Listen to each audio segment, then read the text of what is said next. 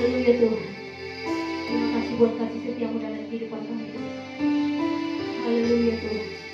Kau Allah yang setia, Kau Bapa yang mulia. Haleluya. Tuhan.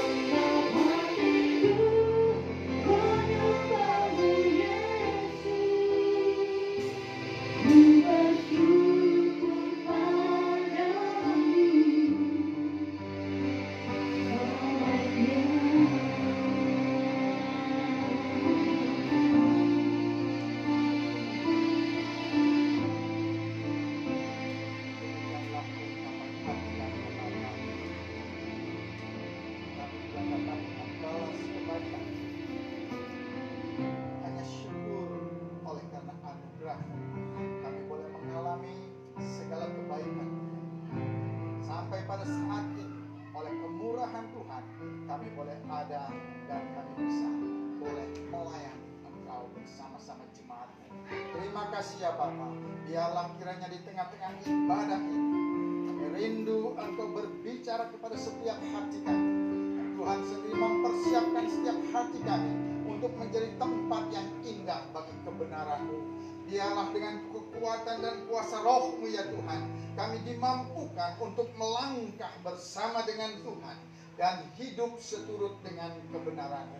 Berkati kami dengan firman-Mu ya Tuhan. Kuduskan setiap hati dan pikiran kami. Biarlah firman-Mu boleh memulihkan setiap kami pada pagi hari ini. Di dalam nama Tuhan kami Yesus Kristus, firman Allah yang hidup itu, kami mohon Tuhan memberkati dan memulihkan kami lewat firman-Mu. Amin. Saudara, ini sudah on.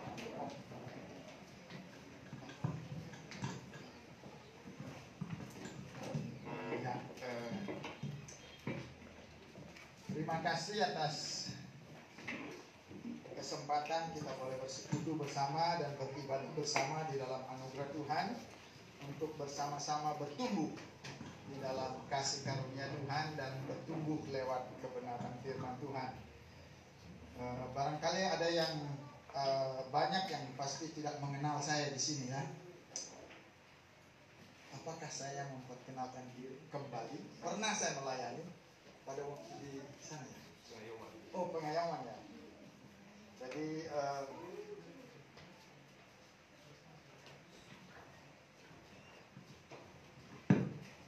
ada anak-anak muda di sini barangkali mengenal. Oh, ada dari Papua, puji Tuhan ya. Puji Tuhan, ada dari Papua di sini, beberapa Papua di sini. Kenapa kalian ngumpul ya? Nah, itu kalian kuliah di sini atau bagaimana? Kerja? Kuliah, puji Tuhan ya. Besok akan datang 42 kalau tidak salah ya, atau 44 orang Papua untuk dibina dan dilengkapi di IAKN Manado. Sekarang saya melayani di AKM di Manado. Di Tuhan kasih kesempatan untuk ke sana. Saya juga, itu panjang ceritanya, jadi tapi yang jelas itu saja ya.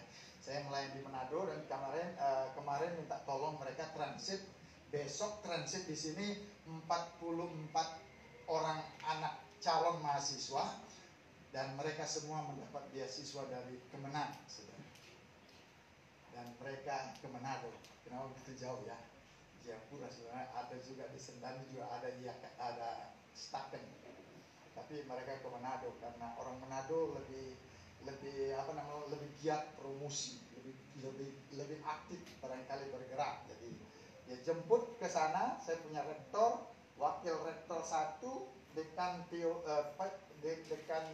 Fakultas Ilmu Pendidikan Kristen, dekan fakultas itu, dan kemudian itu yang saya lihat, yang saya dengar. Jadi mereka sudah ada di Papua dan besok akan kembali ke Manado. Dan mereka singgah di Makassar selama 1 malam. Mereka menghubungi saya, kebetulan ada saya di Makassar, jadi mereka menghubungi saya. Aduh, saya bilang, ini pekerjaan lagi, tetapi istri saya bilang, layani dengan baik. Besok kami akan pergi ke Bantaeng, ada pelayanan misi di sana, dan jadi saya tidak akan dapat melayani mereka, tetapi saya atur mereka. Sebenarnya sih tidak sulit ya, cari saja di Google, hotel di mana, harga berapa dekat bandara, sudah dapat. Tapi saya bilang begitu, tapi istri saya juga bilang begitu. Kenapa mereka? Ya karena Pak Waret ada di, wakil rektornya kemarin datang juga mau ke Papua, transit di Makassar. Jadi saya melayani dia. Sebenarnya kami sudah masuk kantor sebenarnya. Cuma ya saya karena sudah berumur, sudah berbau-bau surga ya, tidak disuruh datang. Nanti jangan sampai tertular atau menulari. Karena Makassar ini bukan lagi merah, hitam, gitu ya katanya. Tapi boleh dikata begitu. Jadi saya tetap di Makassar karena kuliah masih daring juga. Tetapi kalau kuliah sudah offline seperti sekarang, saya harus berangkat ke Manado kembali. Rencana Tuhan itu tidak pernah gagal, tidak pernah tidak baik, pasti yang terbaik. Kalau Tuhan mau saya ke Manado, saya ke Manado. Tuhan mau saya ke Bantaeng, Bantaeng. Tuhan mau saya ke suku tertinggal. Sayang bulan ini, liburan ini kami tidak pergi. Biasanya setiap liburan kami memiliki satu program pelayanan misi untuk suku tertinggal. Yang senyum-senyum mendengar ini berarti memiliki hati misi ya. Kalau saudara di antara saudara ada yang rindu melayani bersama, ini namanya mission trip, tetapi missionnya lebih banyak daripada tripnya. Biasa tripnya lebih banyak daripada missionnya. Jadi kita ke hutan, bukan ke hutan sekali, ke pinggir hutan. Pinggir hutan, berbatasan dengan hutan, itu ada komunitas-komunitas suku tertinggal. Ada permintaan dari suku Wana, dari gereja di Tentena, dan mereka bilang pelayanan ke suku Wana. Bagaimana jalannya? Dia bilang kalau sungainya tidak pasang, itu sampai di dada kita bisa nyebrang jalan katanya. Baik kalau nyebrang, tapi kalau ada buah itu yang susah ya. Tapi oke, kita pergi. Mereka lihat fotonya, lihat ada bawa apa, semua bawa ransel, bawa apa semua di atas begini menyeberang sungai. Kalau misalnya surut, ya itu ya kalau pasang bisa naik perahu kita, tapi kalau surut sudah di dada airnya. Jadi begitu. Mereka, saya bilang tantangan baru lagi. Kami sekarang melayani satu suku yang namanya Bunggu. Bunggu itu berdomisili di Sulawesi Tengah. Sulawesi Tengah dan Sulawesi Barat. Betul kan Sulawesi Barat? Ya betul. Sulawesi Tengah dan Sulawesi Barat. Kami dari Sulawesi Barat, yang kota yang paling terutara apa? Itu di Pasangkayu, masuk kemudian menyeberang ke Kabupaten Donggala. Di hutannya Kabupaten Donggala, masih wilayah pelayanan pemerintahan Kabupaten Donggala di situ. Dan ada suku, banyak suku ternyata, bukan hanya satu suku. Kita layani satu suku, bina. Oh, kemudian ada banyak lagi di sebelah-sebelahnya minta pelayanan lagi. Aduh, bagaimana ya? Gitu. Tolong kalau saudara mau berdoa, tolong doakan di dalam pelayanan ini. Bukan saya, kami hanya menabur saja. Dan setiap benih yang kita tabur sudah pasti akan bertumbuh, karena Tuhanlah yang menumbuhkannya. Jadi apa yang kita kerjakan tidak sia-sia di dalam Tuhan. Ini yang saya alami. Pertama kali saya pergi ke sana, aduh, disambut tidak, dilihat dari atas ke bawah. Untung baik tidak dipanah ya, disumpit biasanya katanya. Di rumah mereka itu ada sedikit celah untuk intip siapa yang datang. Nah, kami datang dengan pakaian bekas, dengan apa begitu. Nah, mereka senang, tapi tidak bisa bicara. Ada satu tim katakan, Pak, kita seperti bicara dengan tembok ini. Tak tahu bagaimana. Ya sudah, anggaplah kita trip saja di sini untuk peramai ini. Kita layani apa semua, senyum. Selamat pagi, tidak ada yang tanya selamat pagi. Aduh, susah sekali. Terus kemudian yang kedua datang, nggak tahu kenapa saya terus mau datang ke sana. Tidak ada untungnya ke sana, malah rugi. Banyak yang kita rugi. Ban mobil pecah apa, aduh. Ada pengusaha yang ikut menyertai kami di remisi. Aduh Pak, untuk apa Bapak pergi ke sini katanya. Ini betul-betul jalanannya sudah terjal begini. Salah sedikit kita bisa balik mobil begini. Aduh, bagaimana? Tapi hati saya terus ke sana. Nah, kali yang kedua ke sana, mereka mulai tersenyum. Kali ketiga ke situ, kemudian mereka sudah mulai mau peluk. Salaman dulu. Salaman. Keempat kali, kemudian mereka peluk. Orang Bumbu yang mau peluk kita itu tidak pernah mandi. Jadi mau bilang bagaimana juga, gaya orang barat saja ini peluk laki-laki, kita peluk saja. Tapi ya sedikit begitu ya. Tapi mereka menerima kita dengan baik. Dan kali yang kelima, ketua adatnya bilang, Pak Kadek, saya sudah tidak melakukan penyembahan lagi. Puji Tuhan, ternyata apa yang kita lakukan tidak pernah kembali dengan sia-sia. Di dalam Tuhan tidak pernah sia-sia. Jadi dia bilang, kami tidak lagi melakukan ini.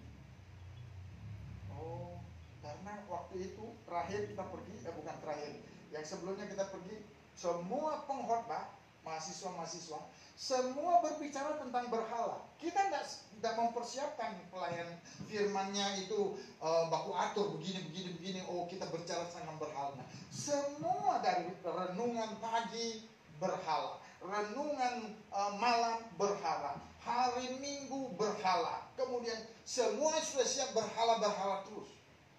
Dan saya katakan kepada mereka, kalau kamu punya kampung ini kalau kamu punya dusun dan komunitas ini mau diberkati, singkirkan penyembahan berhala.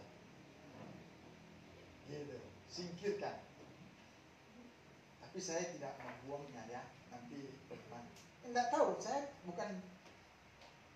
tidak disuruh membuang. Jadi ada penyembahan berhala bekas mereka mengucap syukur. Itu hanya tempat untuk kita mengucap syukur karena panen. Saya tahu lagunya. Persis seperti orang Bali menyembah. Bulu kuduk saya berdiri. Ini bukan lagi lagu pujian untuk bersyukur. Nadanya itu kok hampir sama ya. Di Bali, di Bumbu, terus di Kalimantan juga. Saya dengar, kenapa sama dia punya nada, alunan nada. Barangkali mereka kerjasama ya untuk ini lagunya barangkali. Jadi kita tidak tahu. Tapi ada belian namanya di Kalimantan. Pada waktu saya pergi, mereka mau menyanyi. Kenapa kenapa saya ngeri sekali. Dulu saya berteman, senang dengar ini. Tapi sekarang kok seperti kegelapan betul menguasai. Dan saya tahu bahwa di situ ada kuasa kegelapan. Kita berperang dengan apa yang tidak kita lihat, seperti kita dengan corona. Corona kita berperang atau tidak? Berperang? Enggak, kita nggak berperang. Kita katanya hidup berdampingan. Itu new normal. Hidup berdampingan dengan corona, tapi menjaga jarak. Nah, saudara yang dikasih Tuhan, corona itu tidak akan pernah hilang. Sama seperti flu. Flu apakah? Flu, pilek apa? Nah, tetapi itu bisa dilawan oleh kekebalan tubuh kita. Kalau saudara-saudara ini dari Papua ini suka begadang sampai pagi, Miss Corona datang. Temanku, begitu. Kalau sudah minum sampai tidak ingat diri lagi, ini di Papua banyak yang begitu ya. Di Makassar juga ada, cuma sedikit. Di Manado lebih-lebih lagi. Ya. Stop babugel, stop bagate. Ada istilah begitu, bagate itu minum. Itu temannya corona. Jadi hati-hati. Kita diberikan kesempatan oleh Tuhan untuk menyendiri bersama Tuhan lewat corona. Nah, saudara dikasih Tuhan, sedikit perkenalan saya. Saya orang Bali ya. Saudara sudah kenal? Siapa yang kenal saya di sini? Ada yang kenal saya di sini? Ada? Nggak kenal? Sama sekali nggak ada yang kenal.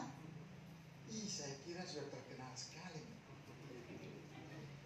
Saya sudah 30 tahun melayani di Makassar, di STT Jeffrey.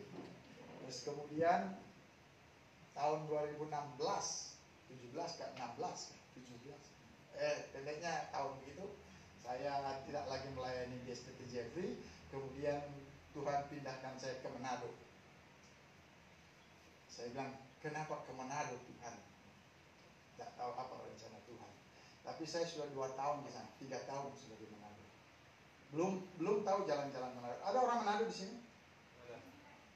Nah, ada? Oh, ada. Oh, kalian tahu itu PAL 2, PAL 4, PAL berapa lagi kita tidak tahu.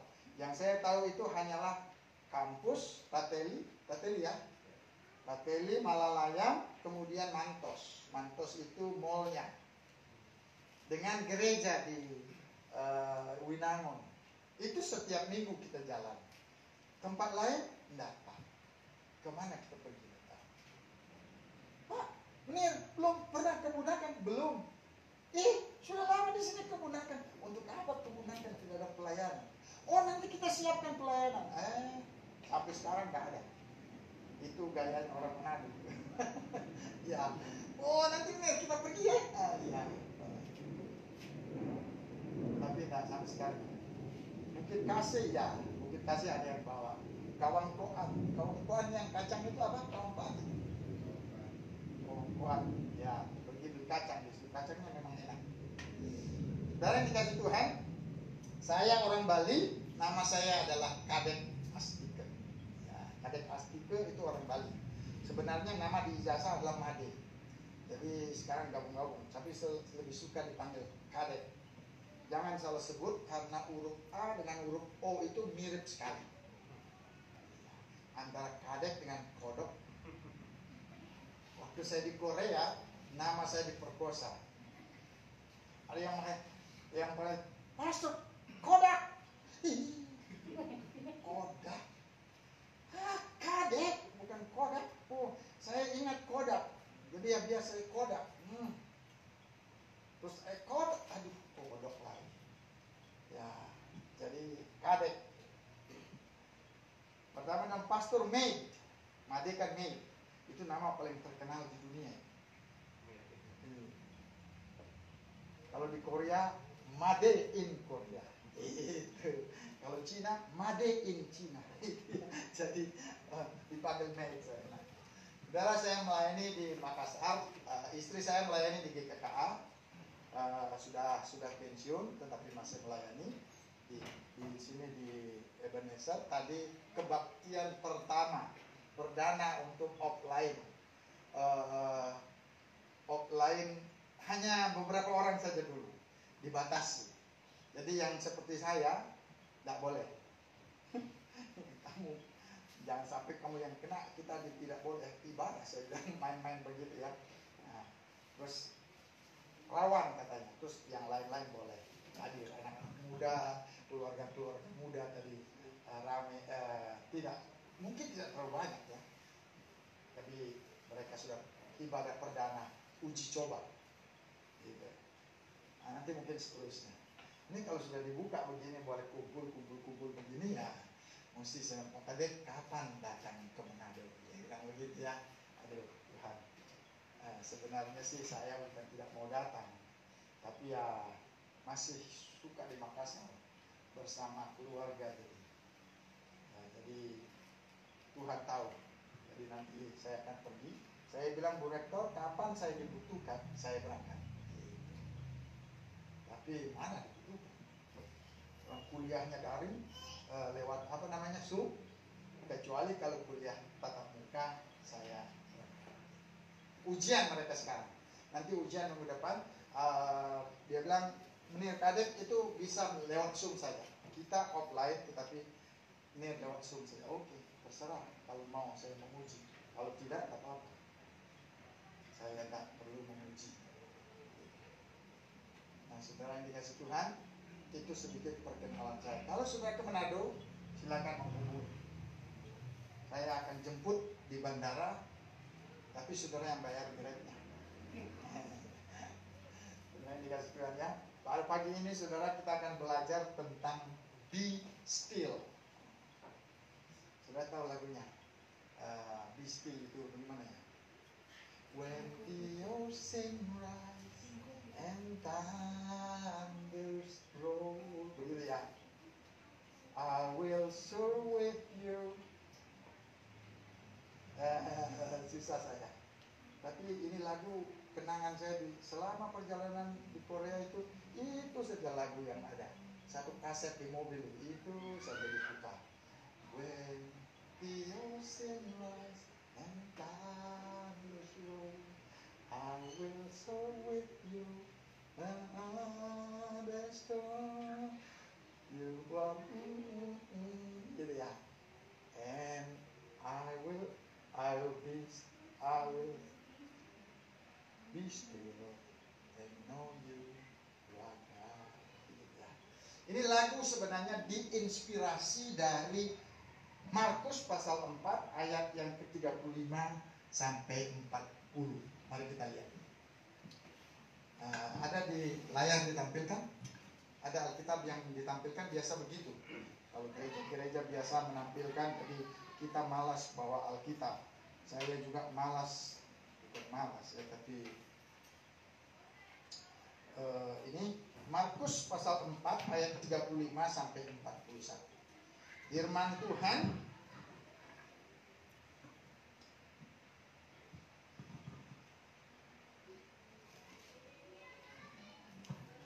Firman Tuhan, berbunyi demikian. Ya. Pada hari itu, ada. Saudara, kita baca bersama-sama ya. Saudara baca di dalam hati supaya tidak ribut seperti di pasar terong. Ya. Baca di dalam hati tetapi ikuti saya punya nada. Gitu. Karena biasa kalau baca titik komanya beda, pengertiannya akan beda lagi. Ya. Firman Tuhan berbunyi demikian. Pada hari itu, waktu hari sudah petang, Yesus berkata kepada mereka, "Mari kita bertolak ke seberang."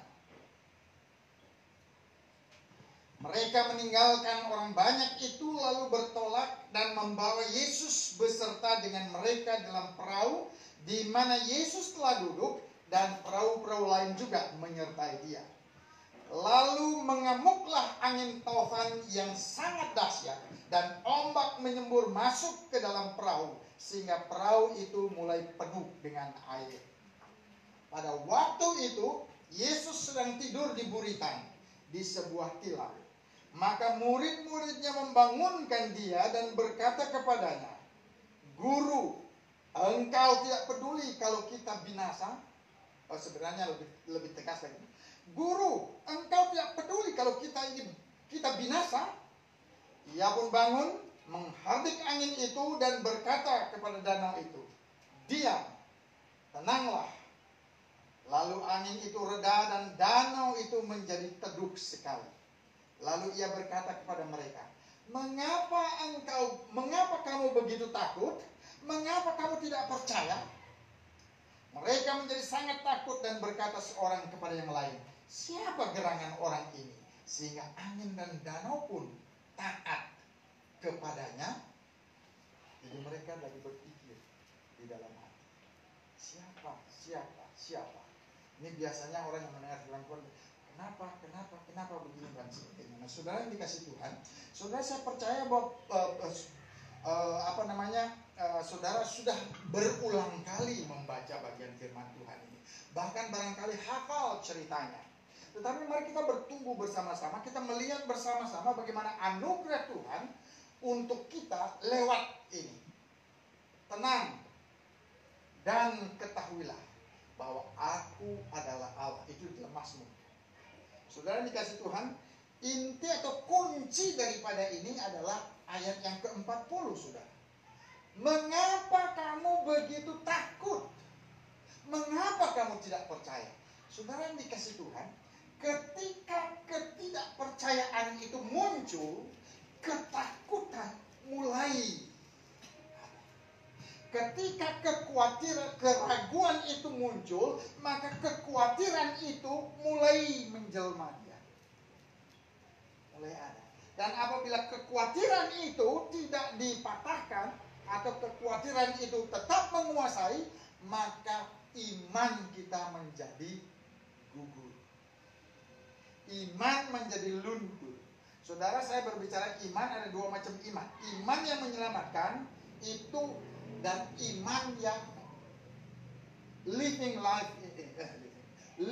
faith ini adalah iman di dalam kehidupan.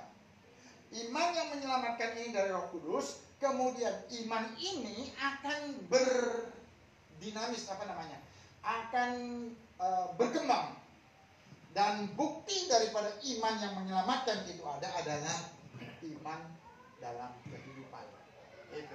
Itu yang dibilang oleh di dalam Alkitab, firman Tuhan bilang di dalam Yakub, iman tanpa perbuatan pada hakikatnya adalah mati. Jadi iman yang dari Tuhan ini sebenarnya kita tidak ada seorang pun bisa percaya bahwa Yesus itu Tuhan. Maksudnya dari dalam hati. Bukan kalau percaya. Di Bali saya menginjil, percaya bahwa Yesus itu putra Widi? Oh, percaya. Apakah kamu mau menerima dia sebagai Tuhan dan Juru Selamat? Oh iya, tidak ada masalah. Saya sudah ada Brahma Wisnu Siwa, tambah Yesus, tambah kuat lagi. Ini beda. Jadi iman yang dari dalam hati, itulah anugerah. Ini makanya dikatakan keselamatan itu adalah anugerah. Karena Roh Kudus yang memberikan iman itu. Gitu. Ya. Jadi ini anugerah.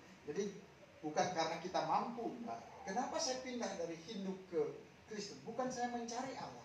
Mencari memang, tetapi itu kan dorongan Roh Kudus. Sebenarnya kalau saya lihat, saya ini barangkali sudah terlalu lama ini mau diganti barangkali ya. Note ini. Kok hilang dia punya ayat. Saudara, saya orang Hindu. Kenapa saya jadi Kristen? Memang ada pertanyaan di dalam hati. Dan saya percaya sekarang bahwa itu adalah suara Roh Kudus. Ketika saya SD kelas 4, kelas berapa, ada anak sekolah minggu, teman saya orang Kristen, dia baik sekali. Dia meminjamkan, kan saya suka baca komik, di rumah tidak ada komik, karena kita ini keluarga yang kurang mampu lah, boleh dikatakan begitu. Saya dibesarkan sama ibu tiri, dan kemudian oleh anugerah Tuhan, ini teman punya menyewakan komik. Sudah begitu saya pinjam komik, dikasihlah komik Tuhan Yesus. Komik itu saya baca. Wah. Terus ketika nonton film, kita ini tak pernah nonton film saya di bioskop kecuali mencuri-mencuri ya. Terus nonton film yang ditonton adalah film tentang Yesus juga. Jadi Roh Kudus itu sudah mempersiapkan dari sejak kecil. Terus kemudian sampai SMA, barulah di situ titiknya Tuhan yang mana sebenarnya Tuhan yang benar. Kemudian Tuhan menuntun saya pergi ke gereja. Dan disitulah saya mengenal komunitas Kristen tetapi belum percaya. Ini salah satu yang menyebabkan saya tetap ada di komunitas Kristen. Kenapa? Karena mereka itu orang yang baik. Mereka memiliki kepedulian. Ada di sini kepedulian. 3 hal yang kalau saudara mau berkembang ya, bertumbuh di dalam pelayanan. Itu ada pertama penghargaan. Ini adalah yang dibutuhkan oleh semua manusia di dunia. Penghargaan. Bagaimana kita menghargai keberadaan mereka. Kemudian yang kedua adalah kepedulian. Ini penghargaan ini tidak perlu uang banyak. Hanya senyum saja itu sudah merupakan penghargaan, penerimaan. Kalau saya datang ke gereja ini kemudian dari awal dia lihat dari atas ke bawah begini, aduh, besok minggu depan akan kembali lagi. Gitu. Kalau ada orang yang sesat misalnya, oh di sana gereja asal ibadah dulu, sambutlah dia. Nah, itu penghargaan, senyum. Wah puji Tuhan, bro, kak apa? Biasa bro dipakai apa? Bro, aduh puji Tuhan, bisa mampir di sini, mari silakan. Kalau tidak besok dia datang lagi, kalau masih ada di Makassar. Minggu depan masih dia datang lagi. Penghargaan, cuma kepedulian. Apa kebutuhan? Kebutuhan yang spiritual secara khusus. Kemudian ini memang membutuhkan dana untuk kita dapat mewujudkan kepedulian, kita harus berkorban. Yang ketiga itu encouragement, menguatkan. Yang keempat tentu saja doa, yang dia tidak tahu bahwa kita sedang mendoakan mereka. Saudara, 4 hal ini merupakan langkah misi saudara secara tidak kelihatan, tetapi hasilnya adalah nyata. Saudara, setiap senyum saudara, coba buka dulu maskernya. Bisa nggak tersenyum? Senyum. Wah, puji Tuhan ya. Kelihatan sekarang ini godek-godek semua karena corona. Corona tinggal di rumah saya tambah besar. Senyum saja itu sudah menyebabkan orang lain berbunga-bunga. Ada orang bilang tidak perlu membayar 1 sen pun untuk tersenyum. Betul tidak? Tetapi senyum kita kepada orang yang membutuhkan itu akan menyebabkan hati mereka merasa diperdulikan atau dihargai. Keberadaan mereka dihargai. Tetapi jangan senyum-senyum sendiri. Nanti susah ya. Nah, saudara dikasih Tuhan. Kita lanjut kepada ini. Jadi kekhawatiran, keraguan dulu. Kemudian muncul kekhawatiran. Terus kekhawatiran apabila itu mempengaruhi kita, menguasai kita, maka iman kita menjadi luntur. Ini yang Tuhan Yesus bilang. Jangan kamu khawatir. Gitu. Maksudnya Tuhan Yesus bilang jangan khawatir. Enggak. Setiap orang dan setiap manusia di dunia ini memiliki rasa khawatir. Siapa yang tidak khawatir? Pak Pendeta khawatir. Cuma kan kita nggak kasih lihat orang khawatir. Kalau saya khawatir.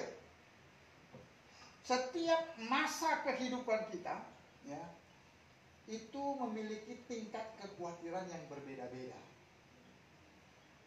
Dari anak-anak khawatir.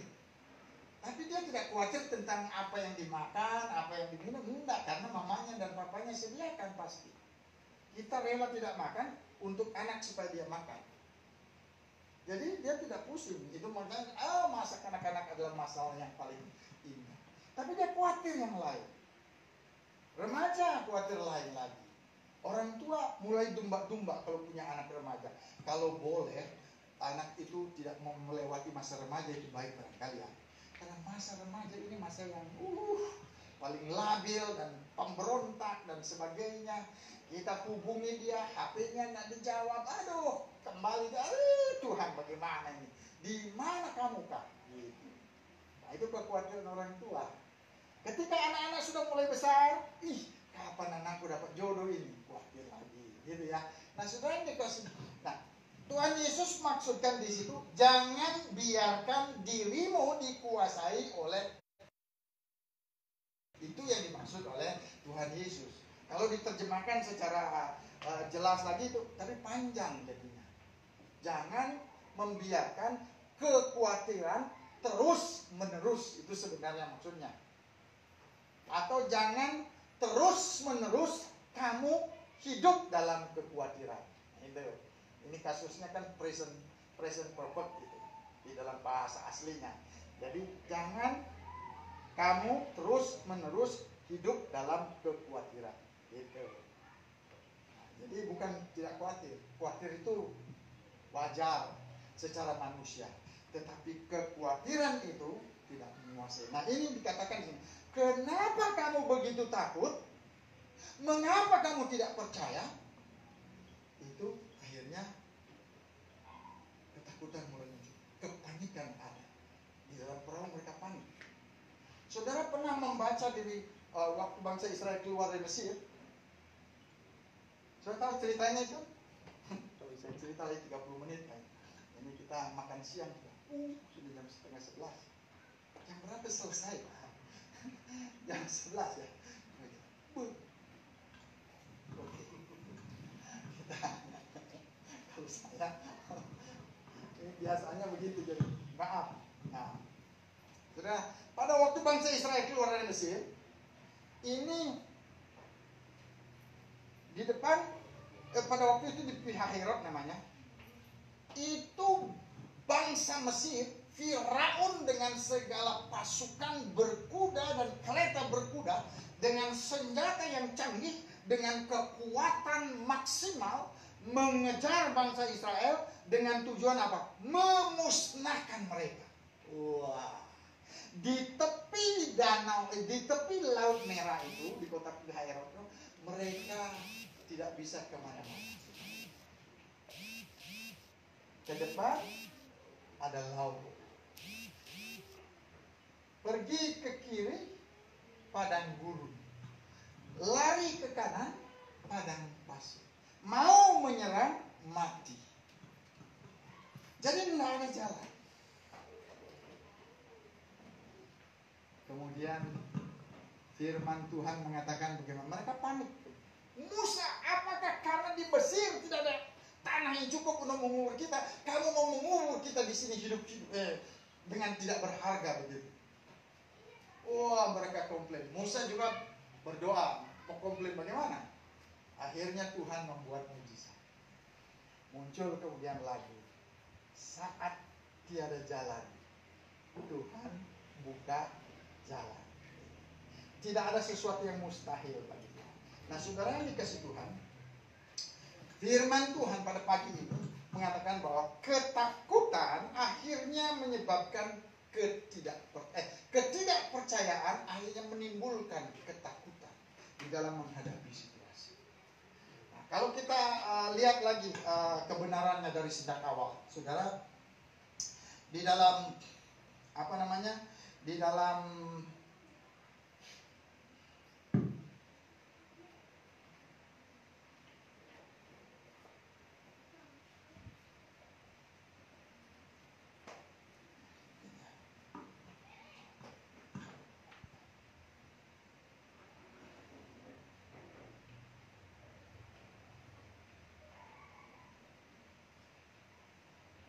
saudara, di dalam peristiwa ini kita belajar beberapa kebenaran. Pertama adalah bahwa keberadaan Tuhan Yesus di dalam perahu kehidupan kita tidak menjamin kita bebas dari badai. Banyak orang sekarang mengatakan, atau ada yang berkata, oh, bersama Yesus kita akan menang, bersama Yesus Ya, bersama bla bla bla itu kita akan menikmati sukses apa saudara. Saudara, ini ayat ini mengingatkan kita bahwa walaupun Yesus ada di dalam perahu, badai itu tetap ada. Saudara yang dikasih Tuhan, di dalam setiap kehidupan kita mengiring Yesus, itu pasti ada yang disebut dengan baik dan buruk, saudara. Nah, sebenarnya dalam segala sesuatu Tuhan itu memang baik ya. Bukan berarti kalau misalnya kita mengalami hal yang tidak menyenangkan, Tuhan berarti tidak ada. Tuhan meninggalkan kita, enggak, dia ada. Karena all the time God is so good. God is so good all the time. All the season. Musim kita bersuka, musim kita berduka, Tuhan itu selalu baik. Cuma kita kadang-kadang tidak menyadari kebaikannya. Saudara yang dikasih Tuhan, di dalam ini saya mendapat kiriman. Dia bilang pelajaran dari COVID-19. Apakah orang Kristen tidak kena COVID? Kena, kalau kita tidak berjaga-jaga. Pelajaran di dalam setiap kehidupan ini dan masa kehidupan ini, Tuhan mengizinkan sesuatu yang terjadi untuk kebaikan kita sebenarnya. God has a purpose, special purpose for His special son, His special children in their special situation. Itu kalau orang bumbu bilang begitu. Allah memiliki rencana yang khusus kepada anak-anaknya yang khusus di dalam situasi yang khusus. Begitu. Saudara yang dikasih Tuhan, yang menyenangkan kita adalah bahwa Allah tidak pernah meninggalkan kita anak-anaknya. Dia ada. Cuma kenapa diizinkan terjadi? Seperti sekarang kalau misalnya COVID ini yang sedang viralnya. Ada pelajaran yang kita bisa. Pertama, ada 7 di sini, paling tidak 7. Life is short. Hidup itu pendek. Jadi hargailah kesempatan. Itu maksudnya. Hargai hidup kita di hadapan Tuhan. Karena hidup kita pendek. Sebentar masuk rumah sakit, sudah begitu lagu bertemu lagi bersama Tuhan. Ya, itu yang ada. Nah, saudara, kemudian yang kedua dia bilang death is sure. Kematian itu pasti. Terus kemudian yang ketiga, jobs are temporary. Pekerjaan itu adalah sementara. Banyak sekarang orang yang di PHK, tidak kekal itu pekerjaan. Health is wealth. Kesehatan itu merupakan kekayaan. Hargai itu. Tomorrow is not promise. Hari esok itu, besok itu tidak menjanjikan. Karena sekarang bisa ada, besok bisa tiada. Seperti rumput. Kemudian eternity is at hand. Kekekalan itu ada di tangan. Tiba-tiba kita mati dan dipanggil. Hanya Allah yang sanggup menyelamatkan kita. Itu. Nah, saudara dikasih Tuhan, ini Tuhan Yesus tidur di dalam perahu dan perahu itu digoncang oleh. Nah, kenapa murid-murid itu mengalami kepanikan yang luar biasa? Saudara yang dikasih Tuhan, kalau kita lihat latar belakang mereka, itu Tuhan Yesus itu baru melayani dan capek dan tertidur. Nah, perahu ini dikatakan hampir tenggelam. Murid-murid panik. Sebenarnya mereka datang kepada Yesus itu komplain sebenarnya. Bukan memohon. Tetapi di dalam komplain itu ada permohonan. Kalau Matius menulis lebih halus lagi, dia bilang, maka murid-murid itu meminta pertolongan kepada Yesus. Kalau di dalam Markus ini, yang Petrus alami, dia bilang, Guru, apakah kamu tidak peduli bersama-sama. Pikirannya adalah mati. Tidak mungkin selamat. Karena badai ini begitu kencang. Badai ini begitu mengamuk. Ya. Nah, mereka ini adalah ahli-ahli di dalam menjala ikan, nelayan-nelayan yang profesional. Ketika mereka sudah biasa menghadapi badai di danau itu. Ketika mereka jadi nelayan. Ya, ketika badai ada, oh no problem.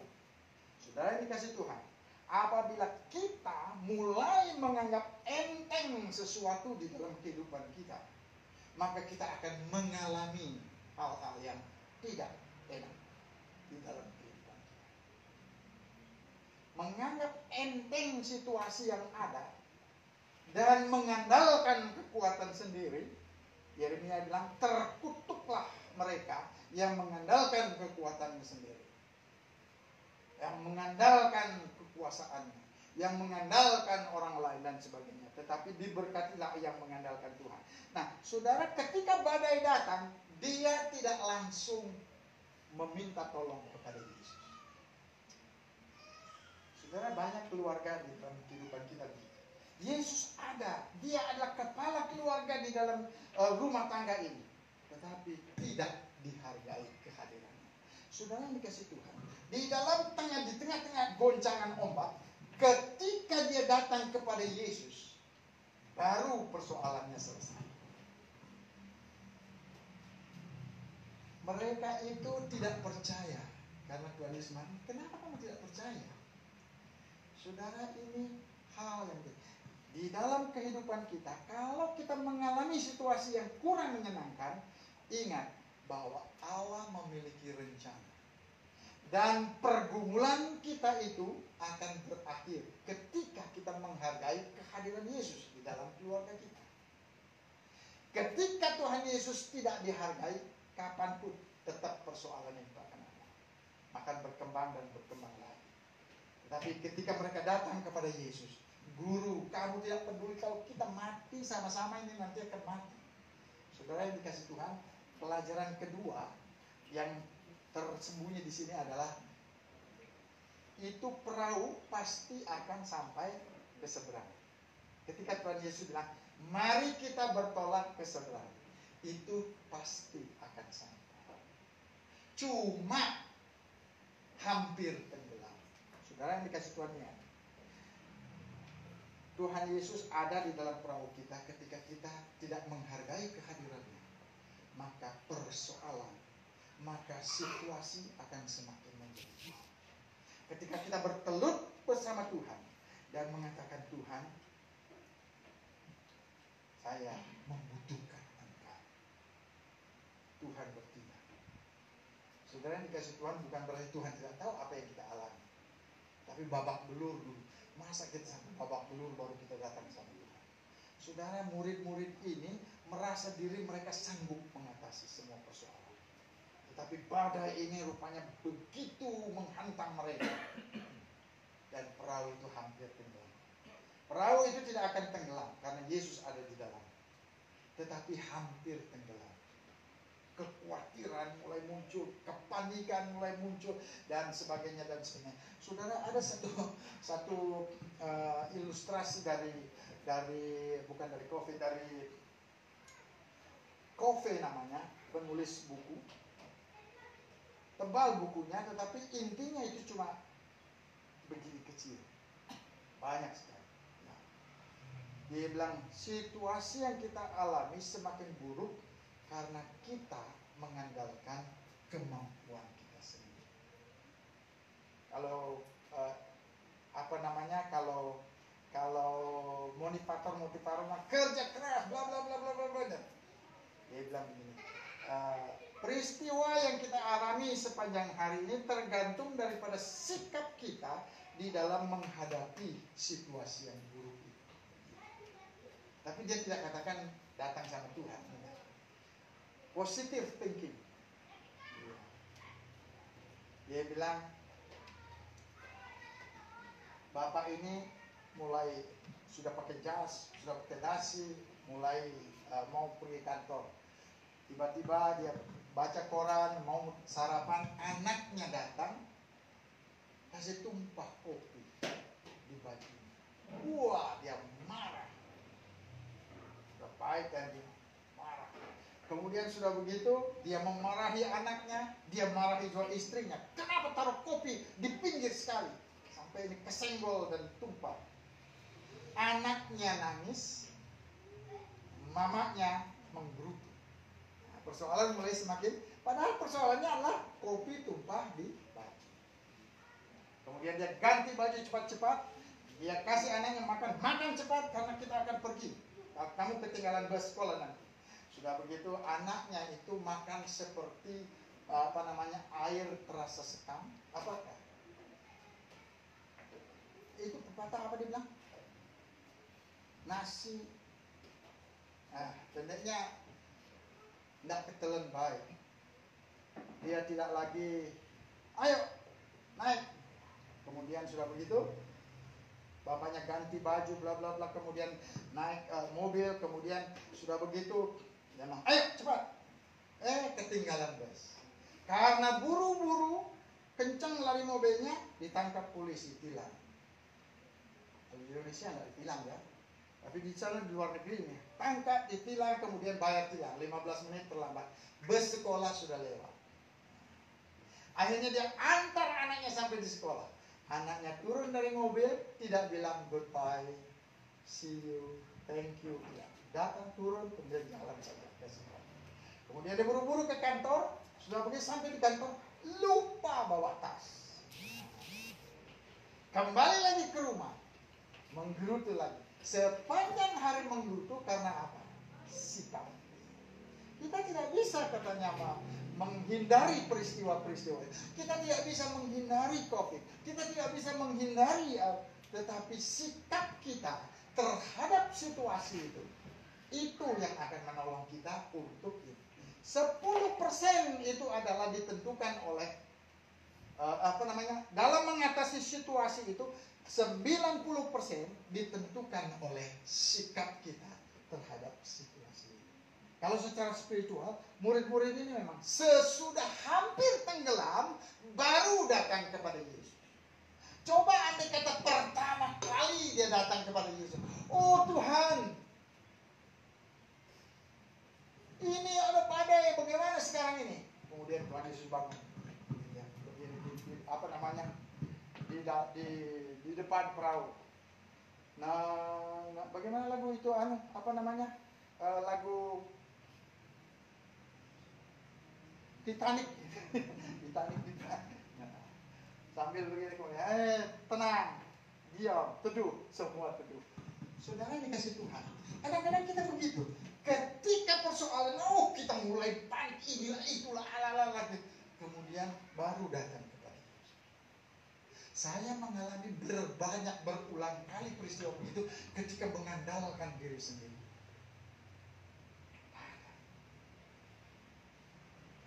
Ketika saya melayani saya beli buku ya di Jakarta, ada buku yang perlu, sebenarnya belum perlu, tetapi karena di Makassar tidak ada, ini buku baru, jadi saya beli buku banyak, habis 1.900.000 berapa begitu, hampir 2 juta. Terus saya pulang bawa buku banyak, istri saya bilang, wih banyaknya kau beli buku, berapa habis uangmu? 1 juta sekian, baca notanya, dia diam saja. Kemudian sudah begitu, besok kan lusanya ada mahasiswa yang tinggal bersama kami, ada hamba Tuhan lah tinggal bersama kami. Dia bilang, Pak, beras sudah habis, tinggal hari ini saja. Terus istri saya dia menengok dari kamar, dia bilang, makan itu buku. Mungkin dia pikir saya tidak dengar. Kalau saya timpali nanti menjadi anak saudara. Saya senyum saja. Terus kemudian sabun cuci sudah habis. Semua bertubi-tubi. Terus datang lagi putri, Pak harus bayar uang alat. Saya bilang siapa lagi? Ada persoalan. Siapa? Sekalian mau kita doakan. Saya lapor sama Bapak begini. Dan cicil satu-satu, oh Tuhan beras habis, oh Tuhan sabun cuci habis, bla bla bla begitu. Sudah, ada lagi? Nah lagi, oke. Kita berdoa. Kemudian saya berdoa. Yang mereka tidak tahu kalau kita berdoa. Tuhan, ini memang ada sih uang di banknya. Di bank itu ada uang. Cuma itu uang kan persiapan untuk mereka kuliah. Kita sudah persiapkan tuan anak untuk kuliah.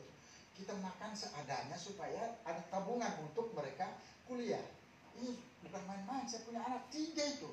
Sampai rambut begini jadi habis semua gara-gara barangkali kebanyakan punya anak kali ya. 2 anak cukup katanya.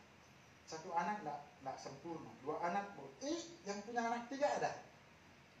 3 punya anak ada. Oh puji Tuhan. 3 lebih baik. Kalau 2 anak cukup, 3 lebih baik begitu. Karena yang satu bisa melerai kalau terjadi perkelahian di antara keduanya. Nah, saudara yang dikasih Tuhan, tapi jangan terus mau 3 mau 4 karena mau laki-laki, jangan. Sama laki-laki perempuan sama saja. Sebenarnya sama. Tapi saya kan ada 2 pasang, laki, cewek, laki, cewek. Tinggal 3 karena satu sudah dipanggil Tuhan. Begitu. Nah, saudara, apa tadi saya bilang? Kemana kita punya lari? Itu apa? Habis semua, terus saya berdoa Tuhan, kalau boleh tidak usah ambil uang di bank.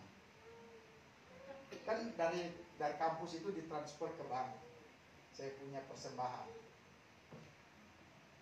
Dan boleh saya katakan bersaksi, tidak pernah saya makan itu uang di bank. Ya terus persembahan itu kecuali untuk misi baru ambil begitu. Kalau tidak ada dana, kalau ada dana, tapi banyak tidak, hampir tidak pernah diambil. Terus tunggu sampai jam 12 tidak ada. Akhirnya mau jemput anak ini, sambil ini tarik uang di ATM dah. Baru mau keluar datang, Pak Kadek mau keluar ya? Oh ya. Bisa saya bicara sedikit? Aduh, saya bilang, ini kalau datang ngobrol pasti lama. Tetapi karena kita pendeta, jadi tetap tersenyum walaupun hati itu begitu. Mau jemput anak apa semua. Sebentar Pak Kadek. Ya, kemudian sudah kita ngobrol. Dia bilang, Pak Kadek, saya diutus Tuhan. Saya aduh Tuhan, apakah ada dosa yang saya simpan, tolong ampuni, jangan sampai saya dipermalukan. Tuhan ampuni saya, kuduskan hati dan pikiran saya. Ini sudah minggu lalu, tetapi baru saya bisa sampai di sini. Tuhan terus menggerakkan hati saya datang sama Pak Kadek ini. Terima kasih atas firman-Mu minggu lalu. Tidak tahu di gereja mana, di KIK. Saya datang, ini ada persembahan. Hah? Untuk apa? Saya kan ada di misi. Untuk misi atau untuk? Enggak, untuk Pak Kadek. Pelayanannya Pak Kadek. Oh, puji Tuhan. Saudara, karena sukacita, puji Tuhan, haleluya, lupa berdoa. Terus, sudah Pak Kadek ya? Saya pamit dulu. Oh ya, terima kasih. Ya pamit. Istri saya nanya, apa kamu tidak berdoa sama dia? Lupa ya. Ini pendeta kalau lihat amplop lupa berdoa katanya, dia bilang begitu. Nah, saudara yang dikasih Tuhan, yang saya mau katakan adalah ketika kita datang sama Tuhan, ketika kita menyerah, bukan bagaimana Kak? Bukan menyerah, tetapi ketika kita berserah. Menyerah itu negatif, give up lain. Tapi ketika kita berserah sama Tuhan dan menyerahkan kita punya pergumulan, Tuhan pasti bekerja. Ada kata-kata indah dikatakannya. Ketika kita berdoa, Tuhan mendengar. Ketika kita berbicara, Tuhan mendengar. Ketika Tuhan bagaimana kita yang mendengar, bagaimana. Tetapi ada satu hal. Ketika kita percaya dan berserah, Tuhan bertindak. Saudara yang dikasih Tuhan, saudara barangkali punya pandangan lain dengan teologi yang berbeda, tetapi ini yang saya alami. Ketika murid-murid datang sama Tuhan, maka persoalan mereka beres. Tapi bukan berarti saudara kalau kita datang sama Tuhan beres semuanya. Enggak. Kadang-kadang Tuhan mengizinkan ini pelan-pelan kadang-kadang. Tuhan itu tidak satu kali biang gitu, mujizat terjadi. Enggak. Tapi ada prosesnya. Berjalan biasa untuk menimbulkan hal yang luar biasa. Saudara anak-anak mahasiswa, saudara pengusaha apapun juga, apapun pergumulan kita yang kita, apapun badai yang menghadang kita, saudara, Tuhan ada di dalam perahu kita. Hargai keberadaannya dan datang kepadanya dengan iman. Saudara, terlalu banyak pertolongan Tuhan untuk, nggak tahu kalau saya mengalami banyak pertolongan Tuhan. Nggak tahu kalau sudah ada. Nggak tahu kenapa. Saya juga nggak tahu. Yang saya tahu bahwa Tuhan tolong. So, anak-anak saya 3 ini kuliah di Jakarta semua. Di swasta lagi. 1 bulan kita itu menghabiskan dana 12 juta sekian. 1 bulan.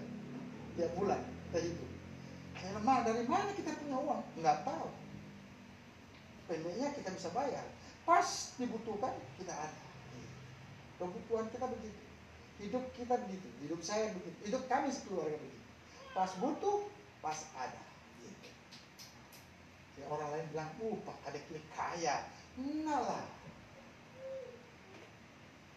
Kenapa Tuhan berkati? Itu berkat jasmani. Apakah karena saya baik? Enggak. Apakah karena saya orang kudus? Enggak juga.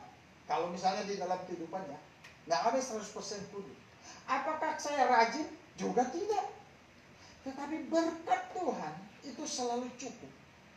Bahkan lebih. Untuk kami keluarga. Tapi memang kekhawatiran ada. Cuma Tuhan selalu. Sebenarnya yang dikasih Tuhan, apapun pergumulan kita, Allah peduli. Ketika kita datang kepada Dia dengan hati, dengan penghargaan kepadanya, Allah tidak melihat masa lalu kita. Allah tidak melihat keadaan kita. Allah tidak melihat koro-koroan kita barangkali ya. Allah tidak melihat keburukan kita. Tetapi Dia datang, Dia katakan, anak, aku ada. Karena Allah tidak pernah meninggalkan kita. Saudara yang dikasih Tuhan, bawalah segala pergumulan kita kepada Tuhan. Apakah saudara berdoa untuk COVID ini? Ada yang berdoa atau tidak? Sudah biasa. Itu selalu ada. Enggak. Kita berdoa. Tuhan, perlindungan Tuhan kiranya menguasai kami dari penyakit. Dan Tuhan jadikan kami sehat, kuat untuk semakin menjadi berkat. Nah, saudara yang dikasih Tuhan, Dia sanggup menolong kita. Mari kita berdiri bersama. Kita ungkapkan ini di dalam pujian. Yesus sanggup. Yesus sanggup. Saudara pemusik, Yesus Tuhan, jadikan ini sebagai doa kita di hadapan Tuhan. Jadikan ini sebagai penghargaan dan pengakuan kita akan kuasa Tuhan yang sanggup menolong kita, yang sanggup memulihkan kita. Yesus Tuhan, mulialah nama-Mu. Yesus Allahku, besar kasih-Nya, dahulu, sekarang, dan sampai selamanya. Dan senyum tak pernah berubah. Yesus Tuhan, Yesus Tuhan, mulia nama-Mu. Yesus Allah, besar kuasa-Nya, dahulu, sekarang, sampai selamanya. Kuasa-Nya tak pernah berubah. Dia sanggup, Dia sanggup. Yesus sanggup.